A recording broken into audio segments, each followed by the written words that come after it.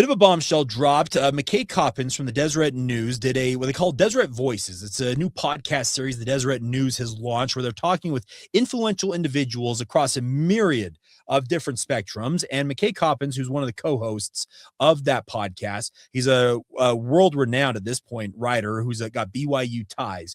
Well, he interviewed AJ Dybantsa about a myriad of different things. But the biggest bombshell that was dropped in this interview was that McKay asked him, okay, well, you're obviously on your way to the NBA. And AJ essentially stopped him in his tracks and said, I didn't say that. Nobody is. I haven't decided yet.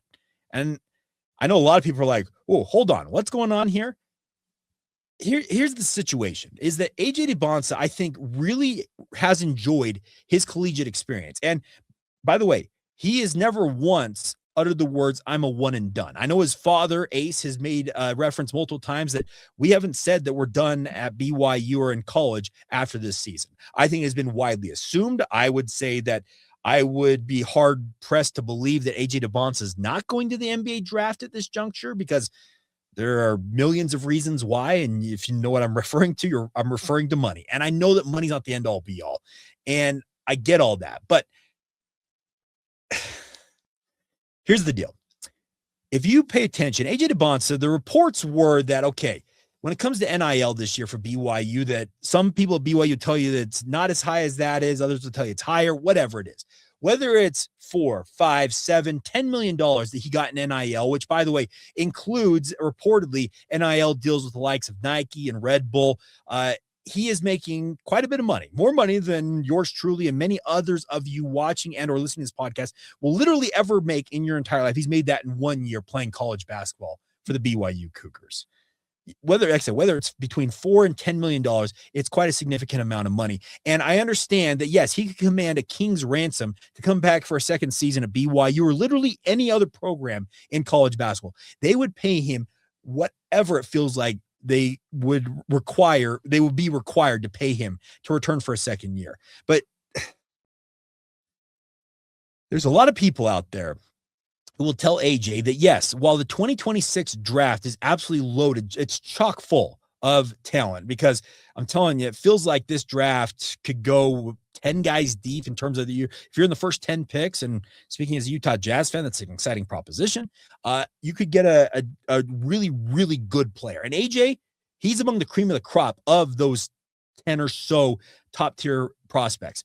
If I had my pick, and if I were the team, whoever it is, with the number 1 overall selection, I would run to the podium with the name AJ Dybantsa and throw it at Adam Silver, the NBA commissioner, and say, that's our guy. I wouldn't waste any time.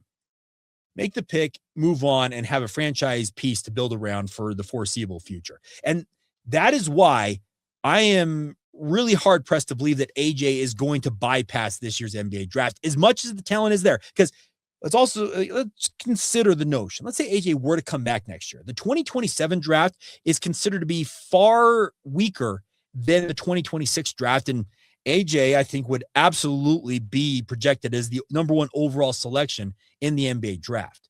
But there are people out there, and I could point you in different directions to who they are, that said last year, had AJ been eligible for last year's NBA draft that saw Cooper Flagg taken number 1 overall by the Dallas Mavericks, some would tell you they would have taken AJ Dybantsa over Cooper Flagg. And also, Cooper Flagg kind of pulled this same charade while he was at Duke last year. Well, I'm not sure. I haven't decided if I'm coming back for another year.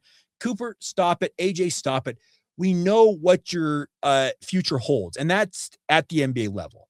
And I know, like I said, money is one thing, but it speaks very, very loud. The rookie wage scale for last year's NBA draft, the first pick, and by the way, the rookie wage scale in the NBA is you can sign for anywhere between 80 and 120% of the draft slot you're drafted in. So for the first pick last year, Cooper Flagg, it was the range of what he could make his first year in the NBA was between $11.5 and $14 million. Now, this 2026 draft, which AJ is a part of, the number 1 overall pick is expected to command as much as $14.5 million. That is the number 1 overall pick. If he's the number 2 overall pick, $12.9 million. Number 3 overall pick, which I don't think he falls out of the top 3, $11.6 million. And heaven forbid he drops to number 4. That's $10.5 million. If the top end of what AJ is believed to have been making in NIL is $10 million, the number 4 overall pick is already projected to make more of that next year in the NBA. I don't see any way that AJ bypasses the NBA draft to return to BYU for another year, no matter how much he enjoys his Book of Mormon class, no matter how much he enjoys the fan base. And he said they'll get in my ear. And I know that his mom has talked about the fact that she wants him to get a college degree. I'm all for that because heaven forbid something happens to me. She wants me to have a degree to fall back on. Guess what? A degree can be had working remotely, whether it comes from BYU or otherwise. You can still get your college degree, AJ. There is no problem with that. And like I said, money's not the end all be all, but this is what this kid has worked for his entire life, is to go and have the type of basketball career that I believe could be, in some cases, one of a kind. He could be an all-timer based on his skill set, based on his pedigree. Just everything about him screams high-level, all-star caliber player for a decade plus in the NBA. That is what the projection is. So while I appreciate the fact that he's trying to give Cougar fans something to chew on and believe, hey, maybe he wants to come back for another year. Maybe he does. But I think there's going to be a lot of people, and I think even his own mother will come down to the point of looking at it and saying, you know what? You got to go to the NBA, kid, because there's just too much on the line here. Let's say he does come back to BYU, and let's say, heaven forbid, he has something like Richie Saunders happen to him. And like I said, knocking on wood and praying that none of that ever befalls him. You have a season-ending injury, and suddenly your draft stock worsens. Talk about an all-time fumble. I don't think, and if I'm wrong about this, I'm racking my brain, and I've got a pretty good memory as to guys who have done unprecedented things in sports just in general.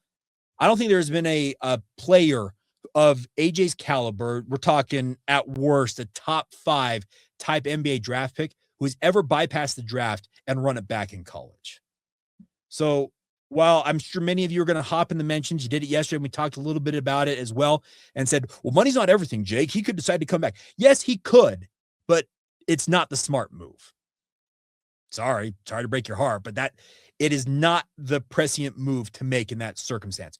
Go to the NBA, get your degree in your off season, do classes remotely while you're traveling on these road trips with your NBA team, and go make that money, AJ. Go build your brand. Go be everything that we think you can be. He's established his foundation. The AJ Dybantsa Foundation is going to do incredible things no matter where he plays in the NBA. It will do things in Utah. It'll do things in Brockton, Massachusetts. It'll do things whether he's in Sacramento, Utah, Washington, D.C., just kind of looking at these different NBA lottery teams. No matter where he ends up, AJ is going to be a phenomenal force for good out there, and I'll be rooting him on. I don't care where he plays. I want to see him on the Utah Jazz. I'll be very clear about that. I would love to have him as a member of the Utah Jazz. But regardless, I wish him well, but I'm not buying it. He's not coming back to BYU. All right, that's going to do it for today's edition of the show. Thank you, as always, for all your support. You guys are absolutely fantastic out there. Cannot thank you guys enough for being what you guys are, and that is, quite frankly, the most engaged fan base, I think, in all of collegiate sports. So please continue to subscribe, rate, and review. If you're so inclined, join the Locked On Cougars Every Day Club by going to lockedoncougars.supercast.com. And if you're watching this on YouTube, we're going to send you over to the first ever 24/7 YouTube Locked On YouTube channel for more Locked On content. Or if you're listening to this on audio, check out the latest edition or editions of Locked On College Basketball. It's March. It is the time to really lock in with college hoops. Get up to speed with Locked On College Basketball wherever you get your podcasts. And until tomorrow, everybody, thank you for tuning in and being a part of the Locked On Cougars podcast.